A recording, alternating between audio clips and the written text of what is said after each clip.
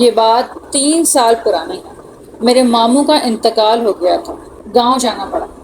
گاؤں ہمارے شہر سے کچھ 4-5 گھنٹے کی مسافت پر تھا۔ پہلی رات ہماری اس طرح سے گزری کہ وہاں پر ان کے رشتہ دار اور جان پہچان والے افسوس کے لیے آ رہے تھے، اور کافی دیر رات تک یہ سلسلہ چلتا رہا، اور وہ رات بھی گزر گئی۔ نہ جانے کب میری آنکھ لگ گئی۔ پہلی رات وہاں ہماری اسی طرح گزر گئی۔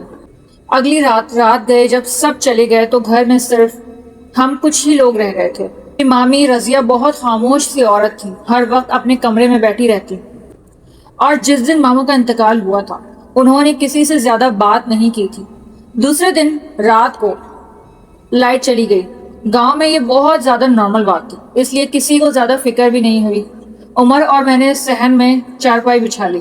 ابو اندر ایک دوسرے کمرے میں جا کر لیٹ گئے اور سو گئے۔ گرمی کچھ زیادہ نہیں تھی، اس لیے وہ آرام سے سو گئے تھے، اور باہر کافی ٹھنڈی اور ہلکی ہلکی ہوا بھی چل رہی تھی جو بہت ہی اچھی اور آرام دہ تھی۔ میں اور عمر کچھ دیر باتیں کرتے رہے، وہاں پر سو گئے۔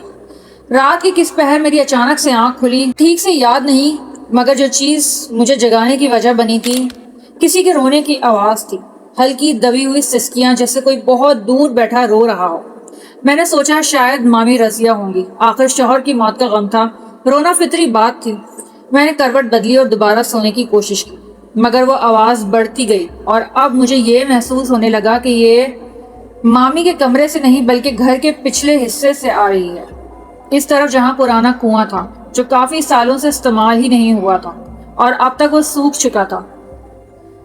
مسلسل جب یہ آواز آنے لگی تو میں بے چین ہو گیا، یہ دیکھنے کے لیے کہ آخر کون ہے جو گھر کے اس پچھلے حصے میں رو رہا ہے۔ میں چپکے سے اٹھا، اور عمر کو جگانا میں نے مناسب نہیں سمجھا، وہ کافی گہری نیند سو رہا تھا۔ میں نے سوچا میں خود ہی دیکھ لوں۔ صحن سے نکل کر گھر کے پچھلے حصے کی طرف بڑھا۔ چاند کی روشنی بہت تیز تھی، اور وہاں پر مجھے کلیئر چیزیں نظر آ رہی تھیں۔ کنویں کے قریب پہنچا تو آواز اچانک بند ہو گئی، بالکل خاموشی چھا گئی۔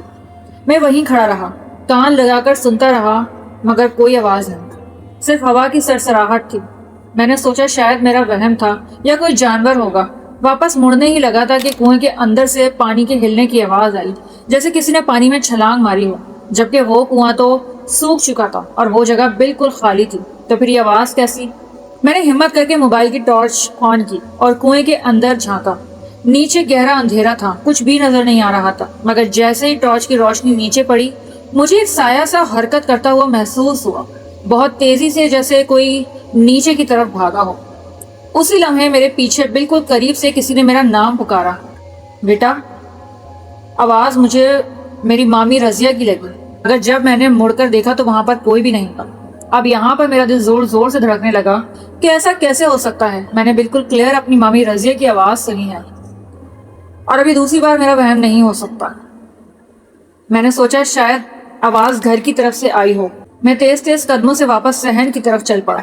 جیسے ہی صحن میں داخل ہوا میں نے دیکھا کہ مامی رضیہ اپنے کمرے کے دروازے پر کھڑی تھی، بالکل خاموش، اپنی نظریں کنویں کی طرف جمائے ہوئے۔ میں نے آواز دی، مامی آپ ٹھیک ہیں؟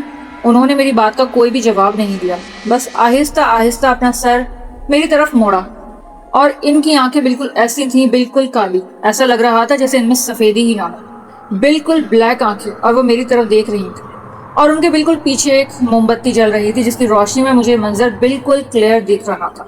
وہ فوراً سر اٹھا کر میری طرف دیکھنے لگی، اور پھر اچانک ہی سر نیچے کر لیا اور مڑ کر کھڑی ہو گئی۔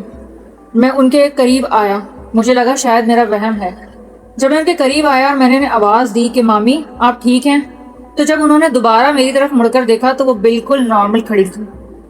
اس بار سب کچھ بالکل نارمل تھا۔ مجھے لگا شاید کہ میں نے دور سے دیکھا تھا، اور روشنی بھی اتنی زیادہ نہیں تھی، صرف موم بتی کی لائٹ جل رہی تھی اور گھر میں لائٹ بھی جا چکی تھی، تو ہو سکتا ہے کہ میں اتنا زیادہ ڈرا ہوا تھا اور مجھے ایسا ہی کچھ منظر نظر آ گیا۔ میں نے اس بات کو پھر سے اوائڈ کیا اور کچھ بھی نہیں بولا، بس واپس آیا اور صحن میں بچھی اس چارپائی پر واپس آ کر لیٹ گیا، مگر نیند میری آنکھوں سے بالکل ہی دور جا چکی تھی۔ مجھے نیند ہی نہیں آئی، اور اسی طرح صبح ہو گئی۔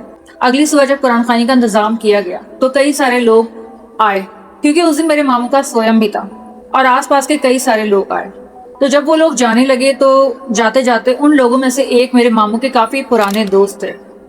میں نے انہیں روک لیا اور اس کنویں کے بارے میں پوچھا۔ انہوں نے پہلے تو اس بات کو ٹالنے کی کوشش کی۔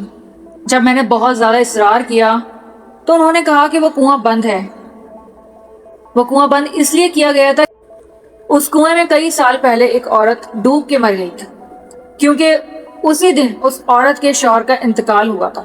لیکن کئی لوگ یہ کہتے ہیں کہ اس عورت نے وہاں پر خودکشی کی تھی، کیونکہ وہ اپنے شوہر کی موت کا جو غم تھا اسے برداشت نہیں کر سکی، اس لیے اس نے وہاں خودکشی کی تھی۔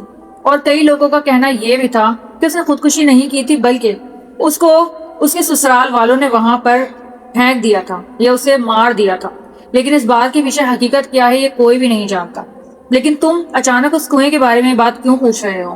اصرار کیا، ایسی کیا وجہ ہوئی؟ تم اچانک اس کنویں کے بارے میں کیوں پوچھ رہے ہو؟ جب انہوں نے اصرار کیا تو میں نے انہیں کل رات ہونے والے اس واقعے کے بارے میں بتایا کہ کل رات کو وہاں پر جو کچھ ہوا، میں نے انہیں ہر بات بتائی، تو وہ سمجھ گئے تھے کہ آخر معاملہ کیا ہے۔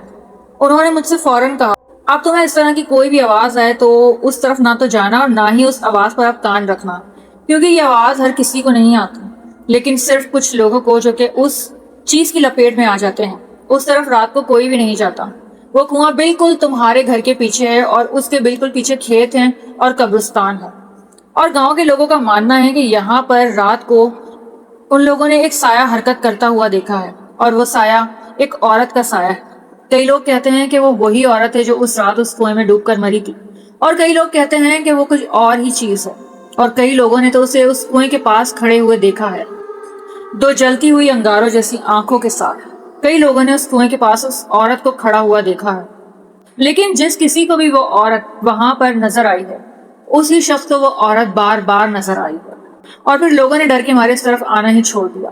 اگر تمہیں اس طرح کی کوئی چیز محسوس ہو گئی ہے تو میرا مشورہ یہی ہے کہ تم جلد از جلد یہاں سے واپس چلے جاؤ، ہو سکتا ہے کہ وہ چیز تمہارا پیچھا نہ چھوڑے۔ جب ان انکل کی بات میں نے سنی تو مجھے کافی زیادہ خوف محسوس ہوا، اور اس رات پھر سے مجھے وہی آوازیں آنے لگیں، جیسے کوئی عورت رو رہی ہے، ایک گھر کے پیچھے کسی کے چلنے کی آوازیں، لیکن یہ آوازیں صرف اور صرف مجھے ہی سنائی دے رہی تھی، جبکہ عمر بالکل آرام سے سو رہا تھا، اسے ایسی کوئی بھی آواز سنائی نہیں دے رہی تھی۔ وہ رات بھی میری پوری جاگ کر ہی گزری۔